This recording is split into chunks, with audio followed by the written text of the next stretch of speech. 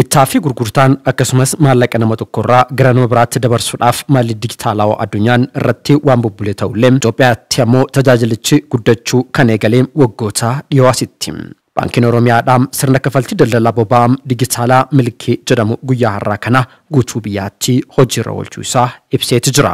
Hojii gaggeessaa olaanaan Baankii Oromiyaa obbo Tafarii Mokonnan sirna eegalchiisa kafaltii daldala boba'aa dijitaalaa milkii kana irratti haasawaa taasisaniin baankichi hojiiwwan dijitaalaa fi teekinooloojii biyyattii keessatti babal'isuuf hojjechaa jiraachuu isaas ibsaniiti jiru. Akkuma biyyaatitti tarsiimoo dijitaalaayizeeshinii biyyi qabattee jirti. Nu immoo akka baankiitti tajaajila keenya dijitaalaayizeeshiniidhaan uummata keenya hundumaa maamiltoota keenya hunda qaqqabuudhaaf kaka'umsa qabnu walitti finnee tooyi akkamitti dijitaalaan daldala boba'aa gargaara kan jedhu piroojeektii boocnee tooyi irratti hojjechaatii turre. Kafaltii dijitaalaa milkii Oroo dijitaalii irraati namootiin daldalaa xixiqqaa irratti hirmaatan karaa ittiin liqii argatan kafaltii raawwachuudhaan fayyadamaa ta'uu isaanii ammaan duratti ifoomsuu isaa kan beeksise baankichi yeroo ammaatti ammoo maamiltootiin isaa boba'aa yeroo guuttatanitti karaa dijitaalaa milkii irraa liqii fudhachuu akka danda'anii fi haala mijeessuu isaas ibseeti jira. Tajaajila kana kan kennine milkii dijitaal faayinaansiing jennee tooyi daldaltoota xixiqqoodhaaf teekinooloojiidhaan gargaaramanii tooyi haala ittiin liqeeffatan eenyuma kana kan hojiirra oolchine milkii dijitaal faayinaansiing kan jedhamu hin qabna. Warri harka qalleeyyiin daldala keessa jiran jechuudha. Warri gamoo qabsiisan hin qabne, konkolaataa qabsiisan, maashina qabsiisan hin qabne haala sanaan liqeeffatanii tooyi jala daddafanii deddeebisanii tooyi daldala isaanii ittiin haala ittiin gaggeeffatan hojiirra oolchineerra jechaadha. Isumarratti egaa maal daballee tooyi dijitaal iskiimii hojiirra oolchine daldala boba'aatiif kan ta'u namni dhaaba fiiwuliitii irratti boba'aa innaa waraabbachuu dhaqu tokkoffaa kaashiidhaan ala jechuudha. Horii otoo hin fayyadamin haala ammayyaa ta'een dijitaaliidhaan bobaasaa bitatee haala ittiin deemu.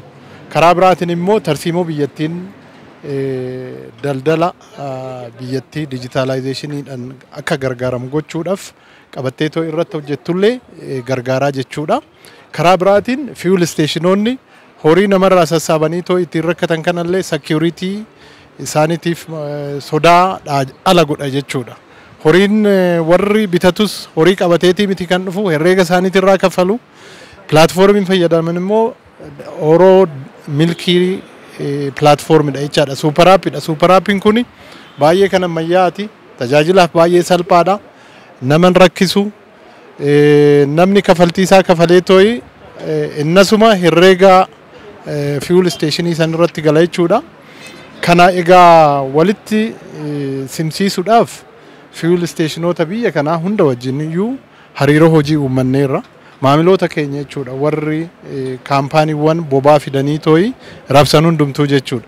Isaan qofa odoon ta'in warri immoo boba'aa gurgurullee maamiltoota keenya ta'anii tooyi tajaajila ammayyaa kana eeggachaatii turan waan ta'eef guyyaan har'aa guyyaa seena qabeessa har'a asitti jalqabneerra garuu biyyattii guututti teekinooloojiin damee banuun barbaadu appilikeeshinii kana bilcheessineerra.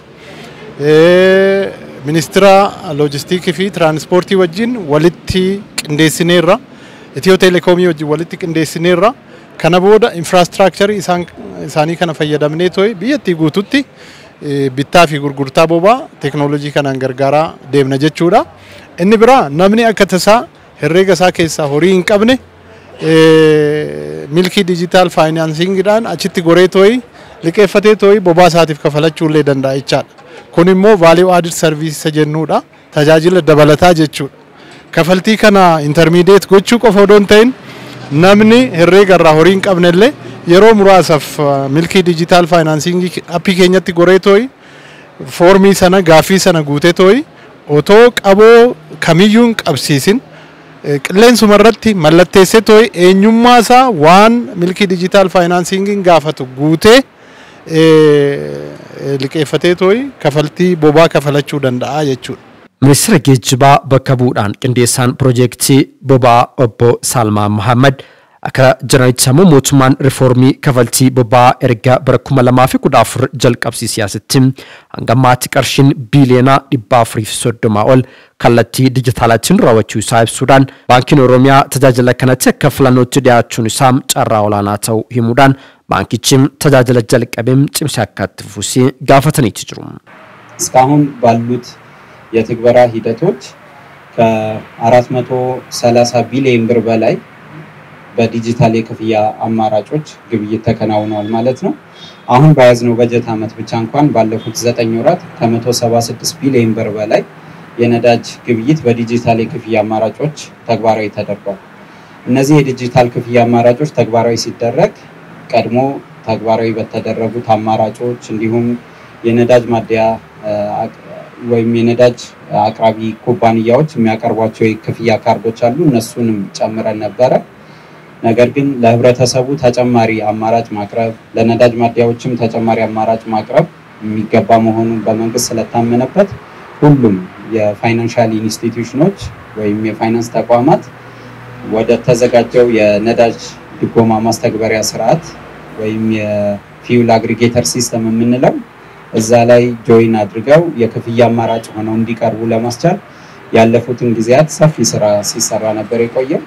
ፈርቀዳጅ ሆኖ በዚህ ስርዓት ላይ ተቀላቅለው የሚጠበቅባቸውን የሲስተም ትስስር በብቃት ጨርሰው በመጀመሪያነት እንደ አማራጭ ለመቅረብ ለህብረተሰቡ የቻለ የአማራጭ ስለሆነ ይሄንንም ስራ ሲያደርጉ ለነበሩ የባንኮቻችሁ ማኔጅመንት አባላትም ሰራተኞችም ለተቀን ሲሰሩ ነበር እንደተገለጸው ከኛም የፕሮጀክት ክፍል ጋር ክትትል ያደረጉ ይህን ስራ ያላሰለሰ ጥረት አድርገው እዚህ አድርሰዋልና ልዩ ምስጋና ይገባቸዋል።